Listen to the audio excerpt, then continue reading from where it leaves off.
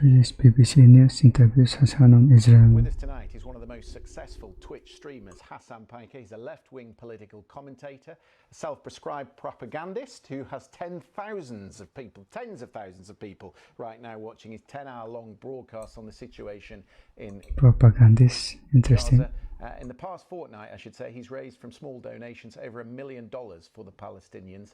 Hassan P, good evening. Yes, Thank you good. for having me.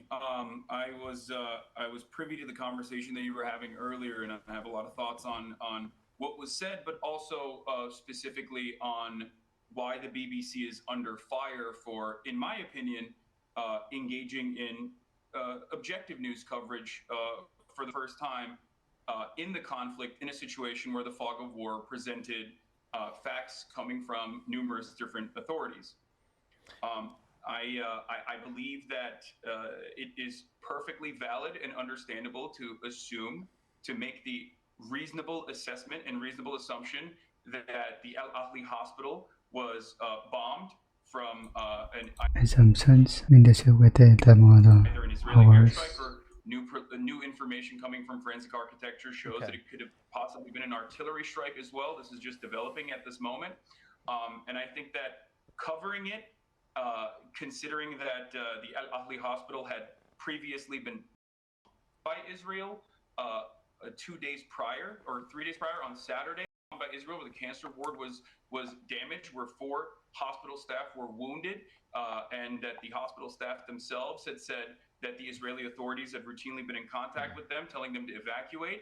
And this evacuation order, of course, has been given to numerous hospitals. Okay. Well, listen, Hassan, I don't want to relitigate what happened on Tuesday night. Or suffice to say that BBC Verify have they've done a deep dive into what happened, and people can go and read what BBC Verify have uncovered.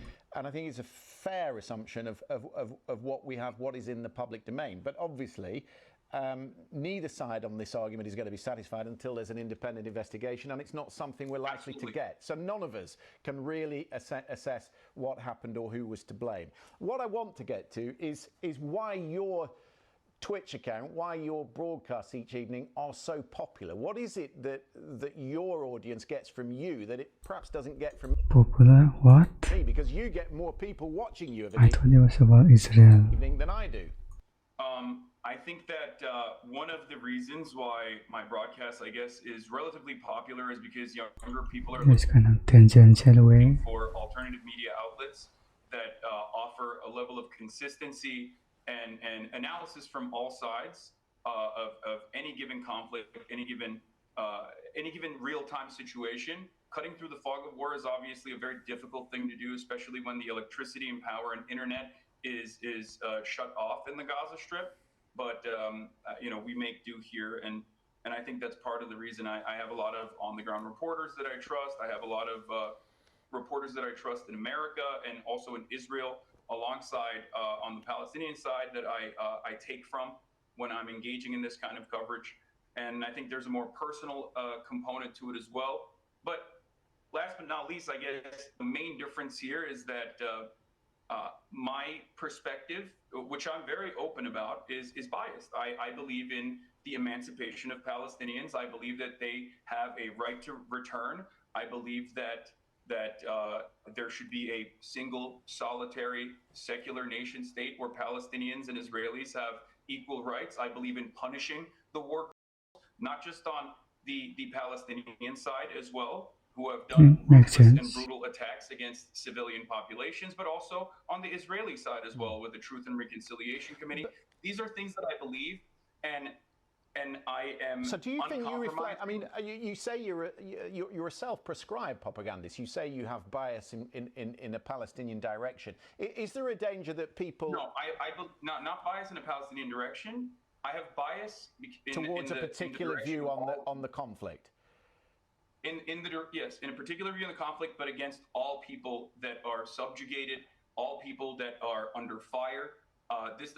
There is no difference from my perspective between an Israeli child and a Palestinian child. And I believe that, unfortunately, due to the way that we have manufactured consent for decades over the war on terror, most people in the Western world, whether they recognize it or not, do not cover the victims of a larger state power, especially when they're Arab, especially when they're Muslim, like they're full human beings. What? They're just enemy combatants. They're usually seen as enemy combatants, and I think that I'm pretty sure they cover all the news. the water gets muddied in this regard, and I think it plays into what the IDF I'm very confused right now. likes to propagandize is the fact that they're the most moral army, and that we're having this conversation in the eve of more than 3,400 Palestinians being by the IDF in an ongoing campaign.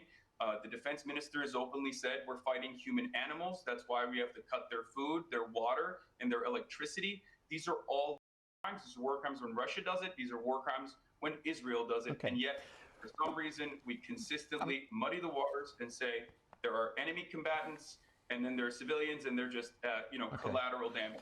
Hassan, I'm pressed for time. I've only got about a minute 40 left. But one of the things that worries me, and it When Jesus is what interview what sort of relates to how I come under attack on this program, is just how quickly, after the events of the last 2 weeks, how polarizing the debate becomes, how everybody seems incapable of seeing the other's perspective or point of view when it comes to this issue. Why is that? I think it's polarizing because people, like I said, do not see the humanity of those who are under colonial subjugation. These are ever since the Nakba, Palestinians have not been able to return back to their homes, 700,000 originally in 1948. And there has been a brutal occupation that the Human Rights Watch and Amnesty International now correctly consider to be an apartheid state.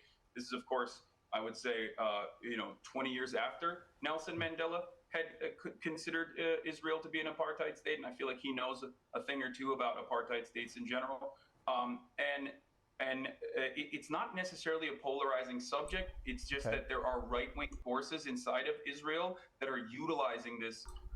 You probably won't discuss now The conflict as a what means is actually happening right now. to continue getting more land grabs Not the past and continue the brutal and how to solve this problem immediately. occupation in the West Bank as well, which is completely unjustifiable and illegal by international law. Yeah. But it's not polarizing. Hassan, I'll have to cut it there because we're about to go to a break, but it's been lovely to talk to you. Congratulations on the success of your programming. Okay. Just Yes, to get good. your perspective as well this evening. Let me just show you the picture of the State Department, which we're watching closely. For an update on those hostages, we'll bring you that shortly. And he's like more interested in the success. I don't know. This is kind of weird. I guess they'll be ending there. Anh là video tiếp vào nó,